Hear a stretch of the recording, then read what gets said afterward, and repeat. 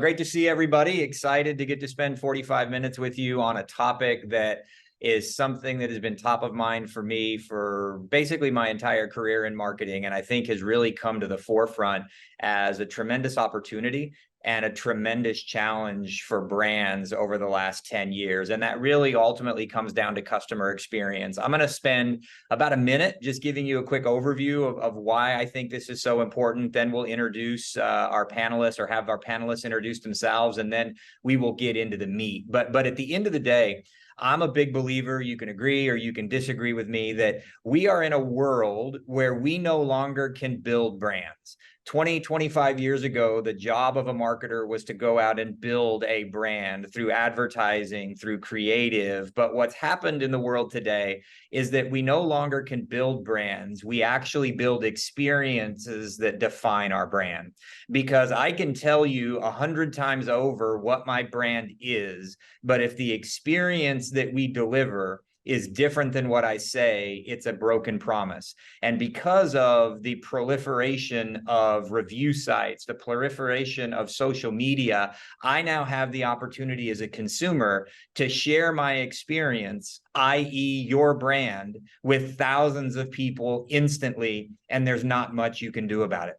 And so when I think about why this is so important and why I was so excited to be part of this panel, it's because at the end of the day, a brand promise is what marketers are ultimately tasked with delivering. But if we're unable to deliver on the promise that a marketer is, that a marketing team and a company is making to consumers, we actually undermine our brand over the long term. So what we're going to talk about today is how do we bring together the different pieces of an organization to make a valuable and differentiating brand promise?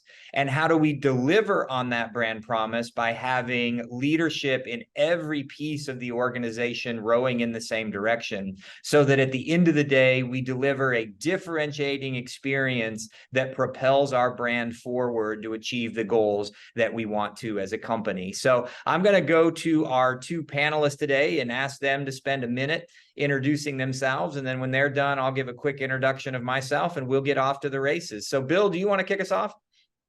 I do.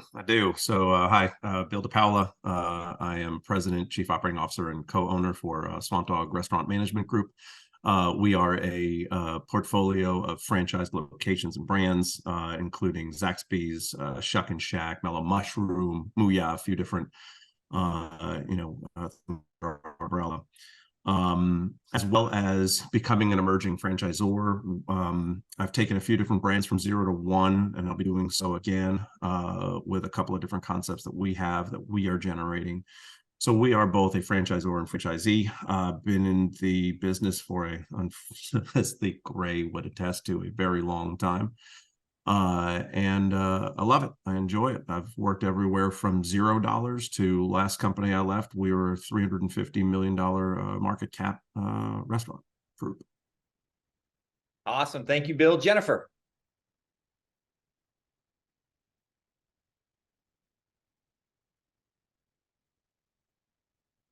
Uh-oh.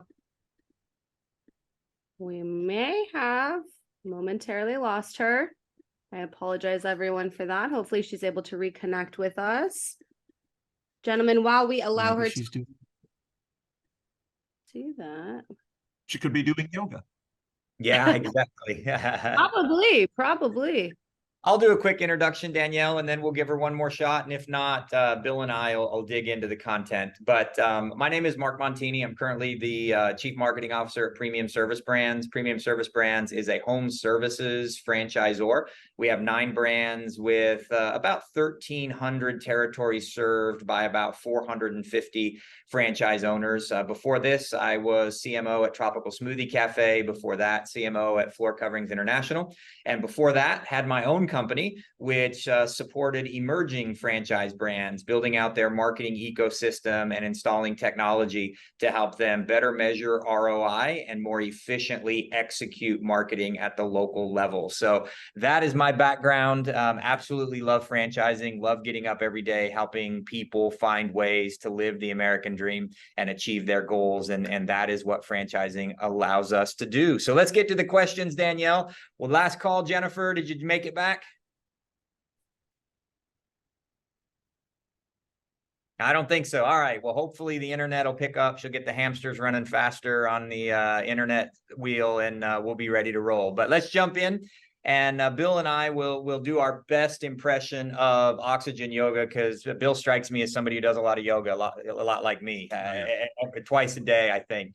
How do you prioritize and ensure a consistent and exceptional customer experience across all franchise locations? This kind of gets back to the chain ultimately is only as strong as its weakest link.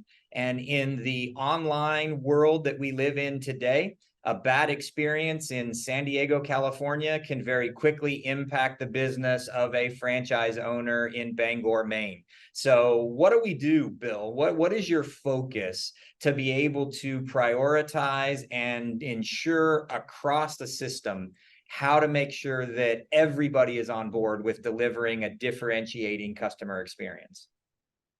So there was something very important that you said in the beginning of the conversation here when you were talking about, if you an officer is talking about the customer experience that is going to be delivered, and then that's different from the experience that they might have when they actually go into locations, we actually do damage to the brand. So I've done that a lot in various conversations with people about building business. I have put that sentiment very succinctly in this way: nothing kills a business like a great promotion. Nothing. If you really promote the heck out of it and it doesn't meet what it is that you said it was going to be, you're working doubly hard to bring people in, and it's brutal. It's extremely expensive. It's very time consuming. And frankly, you really don't get that many opportunities because there's so many places for people to transact. I mean, you have a ton of places you can get chicken. You have a ton of places you can get a burger. If everything's reduced down to the transactional level, where it's just what do I buy from you and what do I get, and then they can transact anywhere. It's the experience delivered, the culture created by everybody inside the organization that truly draws and attracts and retains a customer to be a customer for life. You churn them less, and that I've hit from a few different seats. That requires everybody from the top of the organization down to be aligned in how we move forward, and to know, and I know this doesn't sound like a great thing to think in some ways, who's not right for the business, who is not right. One of the people that is most crucial in a franchise organization is the director of franchise development or your chief development officer, because who that team and they're not aligned to what the group think is, then that's going to be a big problem. You are going to have that differentiator between Bangor, Maine and San Francisco, California. There's not aligned, culturally. So it really starts there from the onboarding and the recruiting of franchisees. Then the team beyond that has to have a system. For instance, we run Zaxby's. I've got 8 locations of those. We're going to open up about 13. We use a system called SMG. SMG is a great customer, relations platform. They tell us a lot about their experience. We get their overall satisfaction. We get a variety of different scores related to what it is that they feedback to us about, what they liked, what they didn't like. There's a lot of information there. But those items, even if I get all kinds of information from SMG, or if I'm getting information on my customers by virtue of a Wi-Fi tracking system, when people come in, they use the Wi-Fi, we get information on them. We have, email addresses, we have, router addresses, we got all kinds of things that we can get. They're all of those things are a lot like dummy cameras. If you've ever had a dumb camera, which is basically the camera's on and it sees things, it sees actions, but if it's not interpreting them, then it's useless. It's basically only there to tell you what happened when you go and review it. These systems are the exact same way. We need to have teams that are coordinated around taking and actually putting actionable items that are smarted. Smart goals. That everything's got to have some sort of time-bound structure to it. Specific, measurable, achievable, time-bound, relevant. Those are the SMART goal, principles. And if we don't use that with the systems that acquire all this information, yeah, we're not going anywhere. It's just information that's sitting in a repository, and that doesn't do anybody any good. And that's not just for the franchisee. The franchisor also has to be very active in that. We happen to have some really great franchise business consultants and area consultants that do a lot of checking in. They will take that information. They'll set up meetings with us. They'll say, hey, we need to go over this. You're up 6 points in your OSAT. Let's talk about how you're doing that, because although your system's over 6 points in increase, this store's 13% down. We need to talk about that. What's happening here? What did you do here that caused this to go this way? Counting the amount of response.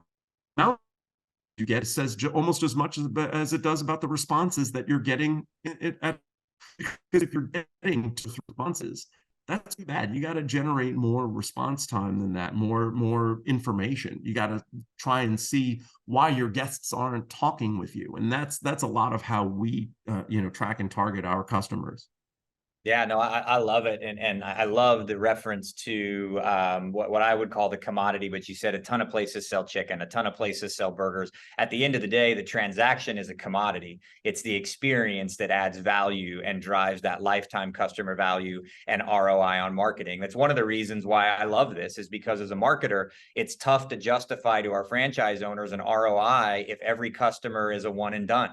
And every customer will be a one and done if they don't deliver a great experience. But if they deliver a great experience, then all of a sudden they become a lifetime customer. Their value goes up and the return on the marketing investment is significant, and the marketing programs perform better. I would add real quickly one thing to this. The way that we try to frame it out to make it very actionable to our franchise owners and make it part of our culture is early on in a franchisee's journey, literally from the moment we start training, we talk about the fact that at the end of the day, owning a franchise is merely an exercise in creating asset value.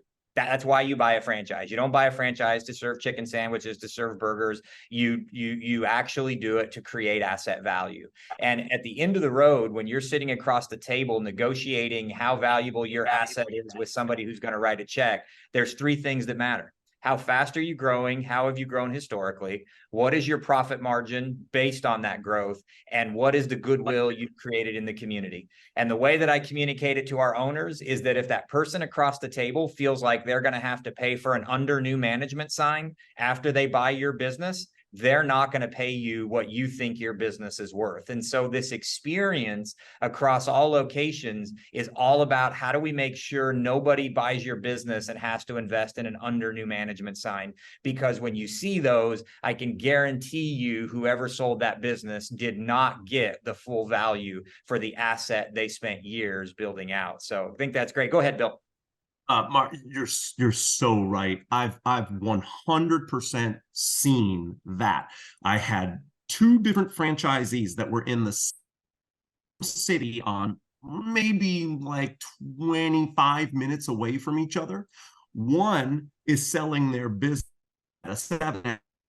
One is selling for less than what they paid. And it had everything to do with what you are talking about. Everything to do with that. That level of investment that the individual franchisee that sold it at that high multiple, what they got that for, the reason why they were able to is because they did exactly what you talked about. They were a fixture in their community. They built themselves up and they treated it just like you said, an investment. When you're looking at taking it as an investment in, because there's a lot of franchisees that initially start their journey thinking, I'm going to get out of the corporate world. I'm going to escape having a boss. I'm going to do my own thing. I want to make my own schedule. They don't realize what they're actually getting into. This is not giving yourself a job. It is exactly like you said, Mark. This is an asset investment. You are trying to make that asset more valuable. And, when you think that way, it really starts a very important conversation in franchising from when it should start in the very beginning. Your exit strategy. A lot of people don't think about the fact that you got to think about how you're going to exit when you start. Yep. But you have to know that. We all have to know that. We live forever. Much I would love to, but we don't. And B, those things that we have, that we acquire, that we accumulate, we want to do something with those things for our family, for our causes, our purposes, the future. So how you plan on getting out of those things is as important as how you start them. Yeah, 100%. Before we go to the next question, Jennifer did get back on with us. So Jennifer, 30-second introduction of yourself. We're going to go to the next question and we'll throw it to you for the first answer to the next question, but 30-second introduction, Jennifer. Hi there. I apologize. I'm so sorry. I was having technical difficulties. I had the wrong link, but my name is Jen Hamilton. Jennifer when I'm in trouble, but Jen Hamilton. I'm the CEO of Oxygen Yoga and Fitness, and I'm super excited to be here sharing stories and helping each other all learn from one another. All right. Well, we're going to put you on the spot, Jen, right off the bat. So I'm nervous. Our next question, go ahead, Danielle, the next one. Can you share specific strategies or technologies for gathering and analyzing customer feedback that you use to improve the customer experience for your franchise? Can I share customer experiences? I'm kind of one of those old school, ask the survey, ask the 5 simple questions. Your audience is going to tell you exactly what they need, what they like, what they don't like. And I think it's about being able to receive information and not put judgment around that, and just digesting it and understanding it from another person's point of view. Sometimes when you're on top making all these decisions, you need to actually put yourself in the mix and really understand what is happening within the business, the operational side of the business.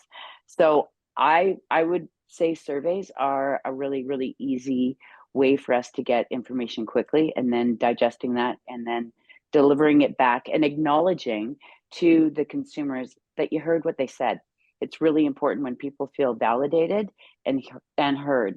So that would be my 2 bits. Yeah, love it, Jen. And Bill, I know you mentioned CMG in your previous response. So obviously, I think that's a tool you use. But what else do you use? So I also agree with Jen. The old school method is tried and true. We put a system, a strategy in place to how we customer acquire. We like to get 3 steps out of them. So the walls marketing. So the second that somebody breaks the plane of the threshold, we want to be marketing to them. We market to them the way that we greet them. We market to them the way that we engage with them throughout the dining experience. And be part of as much feedback as possible. Purposing your service staff to be able to, in a full service environment, acquire as much knowledge and information about that guest as possible, make their experience great. Engage, they get that information from the guests, to go out and actually acknowledge them as well, and talk with them about some of the other things that we may do, we may offer. Then when we send them on their way, we take select guests and we send them out with a bounce back. Hey, you know what? This is a time-bound bounce back. Come back within a week. We're going to give you X, Y, or Z, whatever it is that we're going to give them. Now we got a reason to pull them back in. We see how many bounce backs we put out. We get an understanding of what the percentages of the return on those bounce backs, so we can see how effective we're being at the tables and being able to make guests and experience be a good customer experience. Then they come back in. We're also making sure that we greet them because we know they're a bounce back customer. We know they've already been there. So we talk with them again. We tell them about more services. That's when we go and start marketing to where it is. And we go find the businesses, we go find their clubs, we go find their associations, and we start talking with them about what we can do outside of the 4 walls for them. Those 3 points tend to make a customer feel more engaged by the business and more endeared to the business. So those are the real, I mean, that's old school. That's not like anything fancy. It's just, you got to have a system where people are understood that is the value is there for that system. How does that value translate to the line level server? Well, when that server is bringing people in, as they bring in more people, we incentivize them with small little bonuses. We work with different,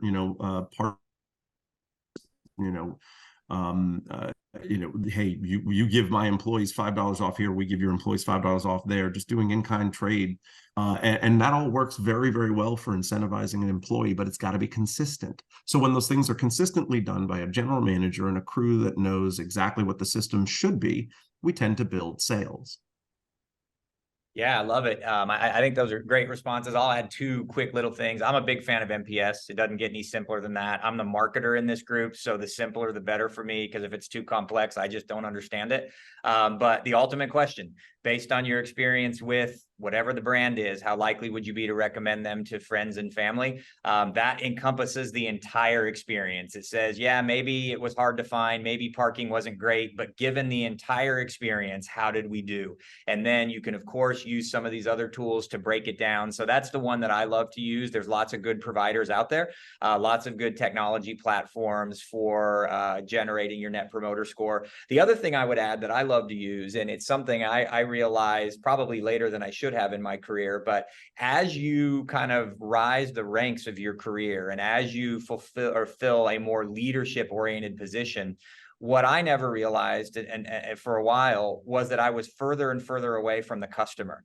And so the decisions that I began making, I was making with less direct input from the customer experience. And so I've really tried to become intentional about making sure that I am where the customers are, watching the customers, talking to customers, but more important, soliciting input from our frontline team members, the people who are day in and day out working with customers saying, what could we do better? What do you think our customers are looking for? And it's more of a qualitative approach, but the feedback that I get from those frontline team members is always insightful because it's a perspective I just don't have anymore. And it really helps educate me on where we can look for opportunities and what sort of data I might want to try to go after to validate or invalidate what I'm hearing from the frontline team members. So that's good stuff. Let's go ahead, Bill, real quick. And I'm really didn't on this, but we also get these for, I don't know if anybody can see this or not. These are alerts. So these alerts that come from SMG talking about different employees and what they did well.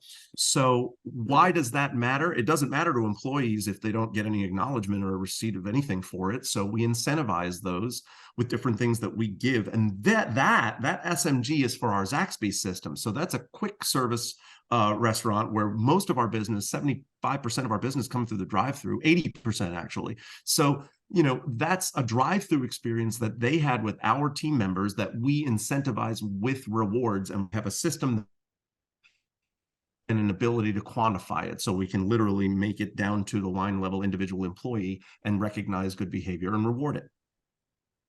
Yeah, I love it. Making it part of your culture. That's awesome. All right, Danielle, let's go on to the next question. Balancing online and offline customer experience. What steps have you taken for effective integration? When I kind of interpret this, it's we're making a promise online. How do we deliver that promise locally? How do we make the promise locally that allows them to see the promise being delivered online as well? So Bill, we'll jump back and let you start with this one. Effective communication. One of my I wasn't as good as I needed to be at this in my career. I wasn't as and having the online offline, having market be what is experienced in the store. And frankly, it just takes a ton of repeat, especially now. I mean, I'm not trying to be too dismissive of a particular generation, but it really genuinely feels like people's attention spans are that of a hummingbird. And if we're not just constantly driving information that we really need, what is really most important that we want somebody to get out of it, they're not going to pay attention. These are 16 and 17-year-old kids in these, $1.5 million, $2 million locations that are handling a ton of business. If they don't get it short, sweet, they're going to all this wonderful stuff we can posit Not going to happen in the store. Jen, what about you? You know, I would have to say really understanding the different positions of business. For example, there's three facets to mine. What happens in the community, getting those people to come through the doors, how they execute at the front desk, and what happens in the studio. So all of these 3 points need to align with my business. And it's just like somebody coming into a restaurant. It's the same thing. What happens driving somebody through those doors? What happens when they're greeted at the host or hostess station? What happens when they are sitting at the table having their meal? And really defining and refining what needs to take place on creating that customer experience. And just to piggyback on what you said before, Mark, I love how you talked very vulnerably about, you know, being up here and not really understanding, you know, everything that was transpiring within the actual operations, because I actually just discovered that myself.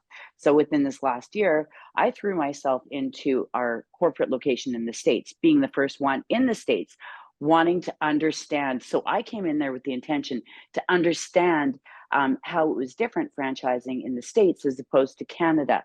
Although what it did teach me is some of these messages that we've been listening to with the franchisees on operational problems, I understood. I was living and breathing it. So it gave me a perspective to go back to my team.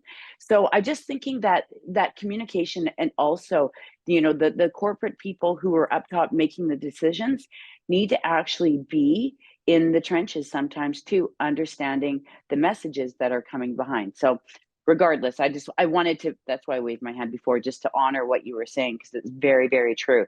But I think really having just defined clear guidelines on your expectations with each and every position in your business is essential for success. And having, you know, I'd like to call it a daily checklist. Did this happen? And doing that reflection on acknowledging successes and then where there could be improvements. And those lines of communications need to be open, and there needs to be incentive for people to want to do better and help grow the business. So those are really important pieces as well. Yeah, Bill, go ahead. I think, Jen, you made such an excellent point on customers being heard, specifically in relation to balancing the online and offline. Customer experience goes poorly, they responded to in a timely manner, and they're not heard, and it's not acknowledged, and customers don't see that the business is interacting with those responses that are negative.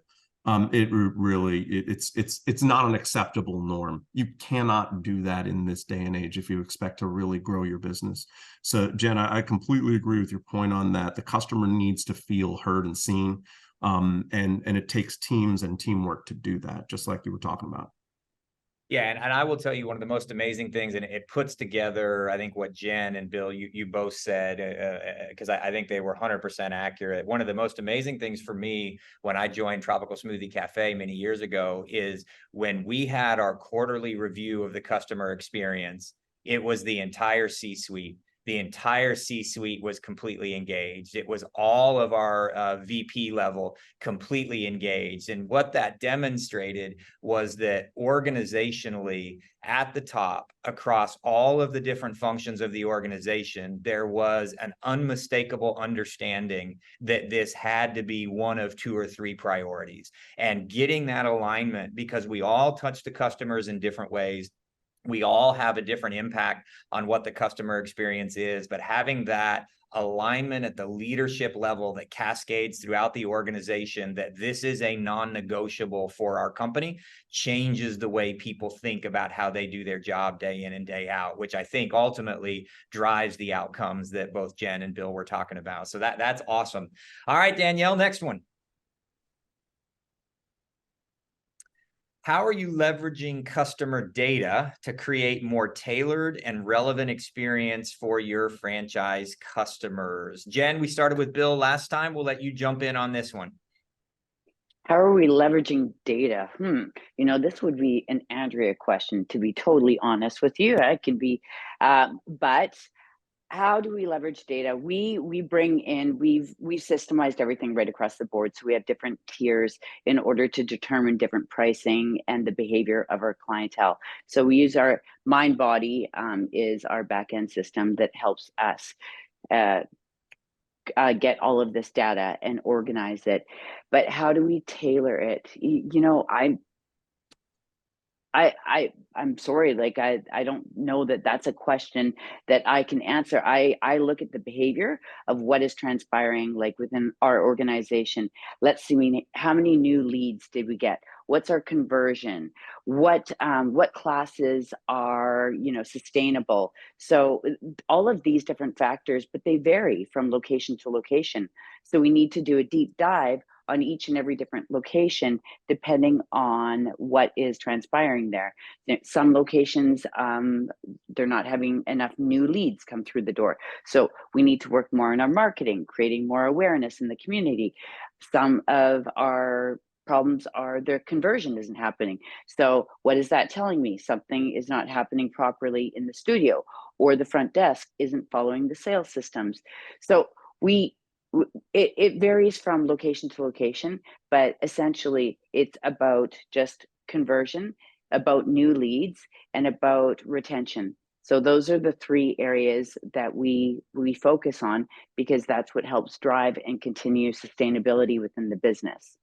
I don't know if I answered your question properly, but that's my insight as to it.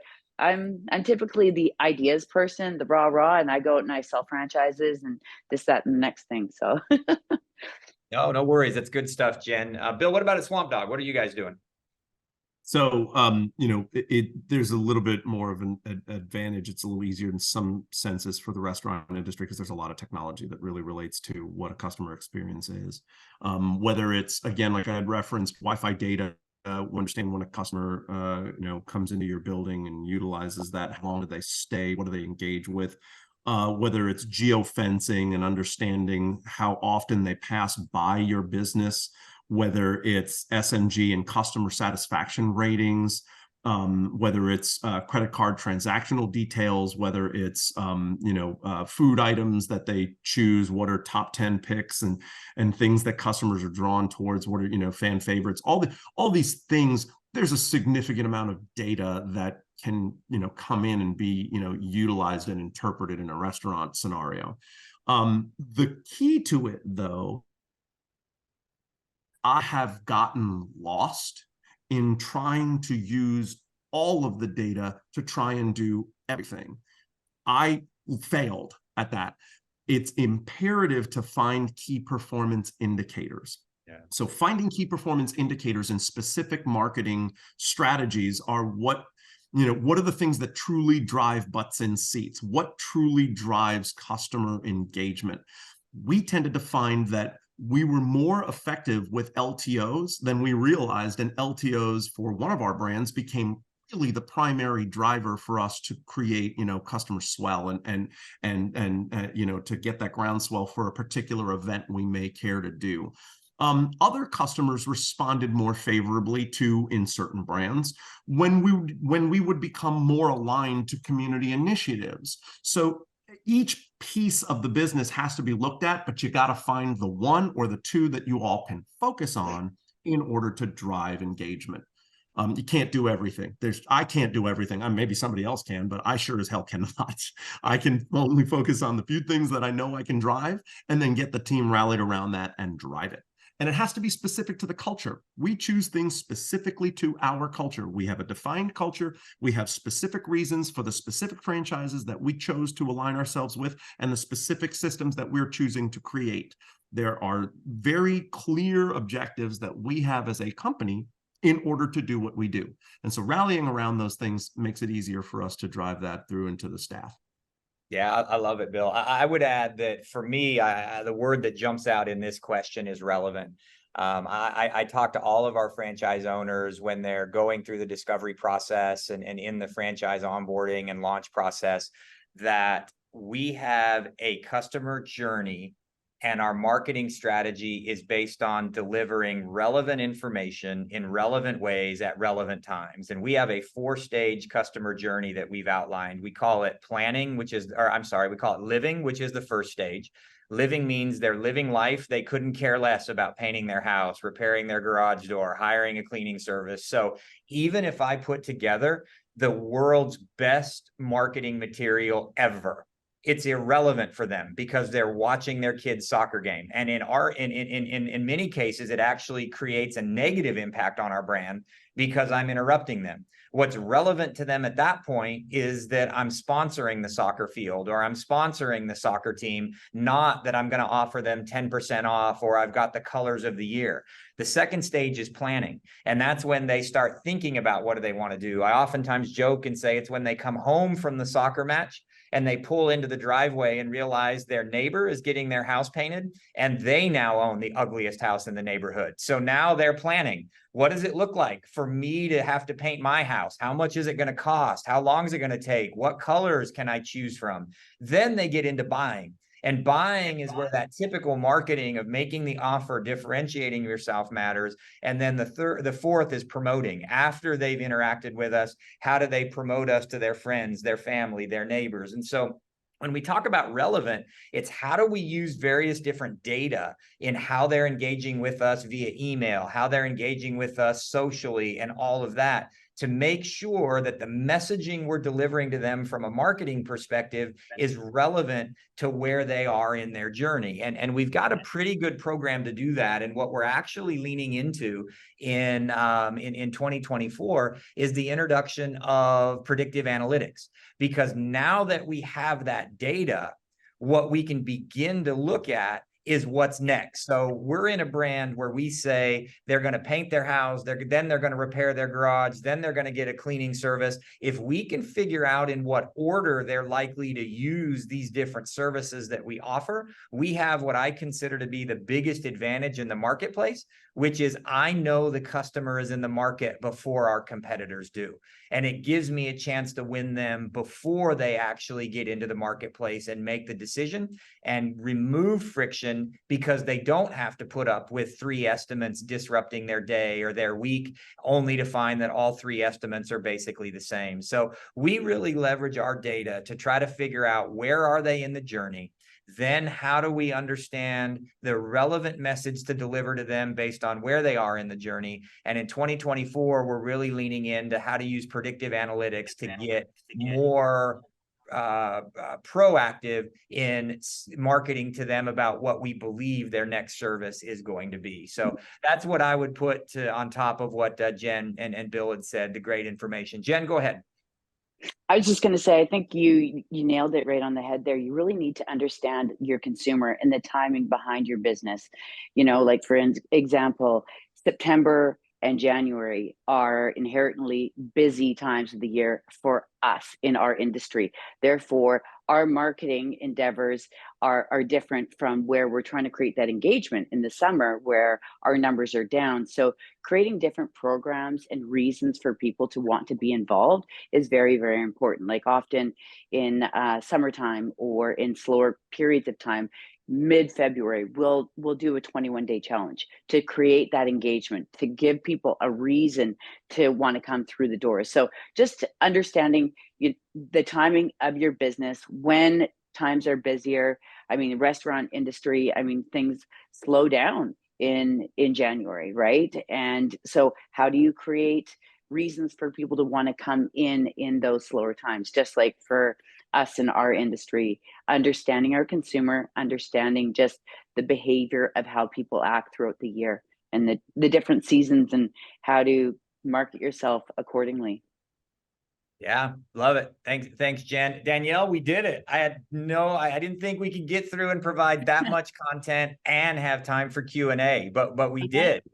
Well, listen, when you're working with professionals, you guys do the hard work for me. I just get to sit back and learn. So, with that being said, I know we mentioned here in the chat you are more than welcome to drop your questions here. You're also more than welcome to unmute yourself because again, I've mentioned it before, as much as everyone loves to hear me talk, I'm sure you maybe want to hear your own voice at some point. So, if we do have some questions for our prestigious speakers, by all means, drop it in the chat or go ahead and speak up now. It looks like we already have our first one, and anyone who feels so inclined, go ahead and take it away.